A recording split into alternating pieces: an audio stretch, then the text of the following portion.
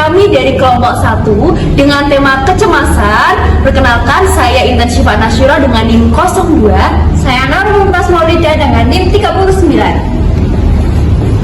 Saya Sandiana Bilasdiana dengan NIM 18. Saya Salul Maula dengan NIM 10. Saya Arifah Maulida dengan NIM 01.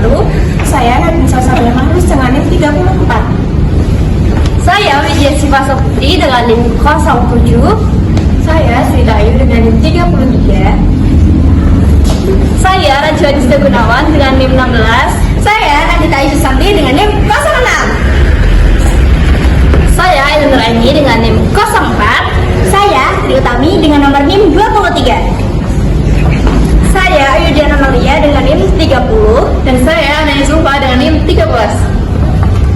Saya Marsha Runik Afrika dengan NIM 22. Dan saya Diana Irahmawati dengan NIM 14.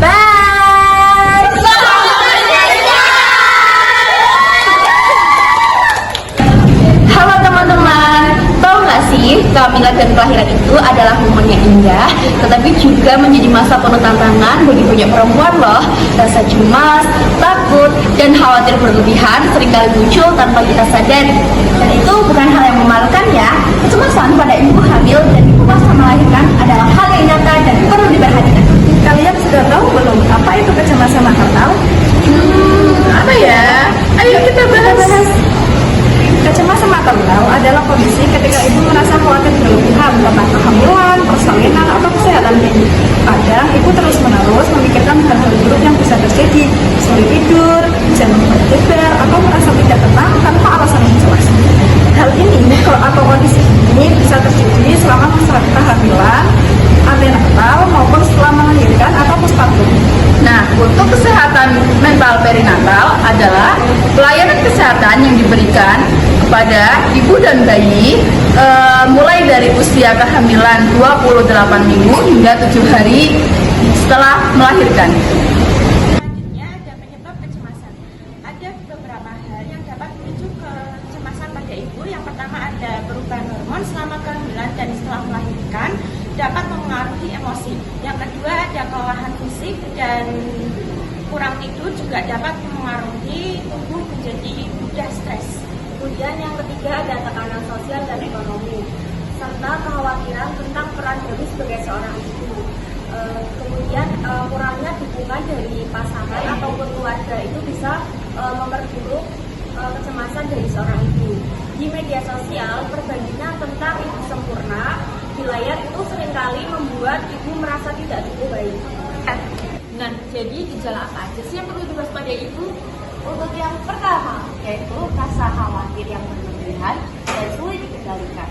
Yang kedua, sulit untuk tidur atau beristirahat padahal bayi sedang tenang. Yang ketiga, jantung berdebar, sesak nafas, dan badan bergemetar. Yang keempat, sulit untuk fokus atau sering merasa tegang. Dan yang kelima atau yang terakhir, yaitu rasa selalu berpikir buruk akan bayi dan diri sendiri. Nah, jadi jika 5 gejala tadi terus berlangsung selama lebih dari 2 minggu, itu tandanya ibu memerlukan bantuan ya. Selanjutnya ada dampak jika dibiarkan teman-teman. Kecemasan jika tidak ditangani dapat membuat ibu sulit menikmati waktu dengan bayinya, seperti ibu mudah lelah, sulit menyusui, atau kehilangan nafsu makan.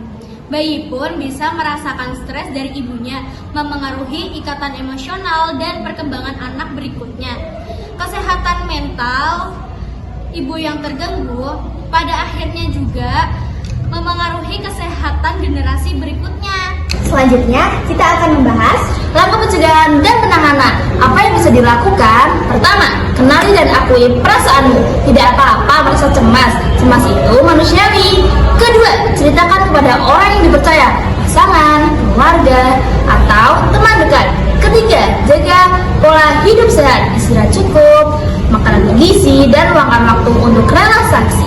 Yang keempat, jika rasa cemas tidak kunjung reda, segera konsultasi kepada tenaga profesional seperti psikiater, psikologi, maupun bidan. Ingat ya, mencari bantuan bukan berarti lemah. Justru itu langkah berani untuk sembuh dan menjadi ibu yang lebih kuat. Nah, dari materi yang sudah dijelaskan tadi dapat disimpulkan bahwa ibu yang tenang melahirkan anak yang bahagia. Kesehatan mental ibu sama pentingnya kesehatan fisiknya. Mari bersama hentikan stigma, saling mendukung dan wujudkan keluarga yang sehat lahir dan batin. Karena ketika ibu merasa aman dan didukung, ia bukan hanya melahirkan seorang anak, tetapi juga masa depan yang penuh kasih dan harapan.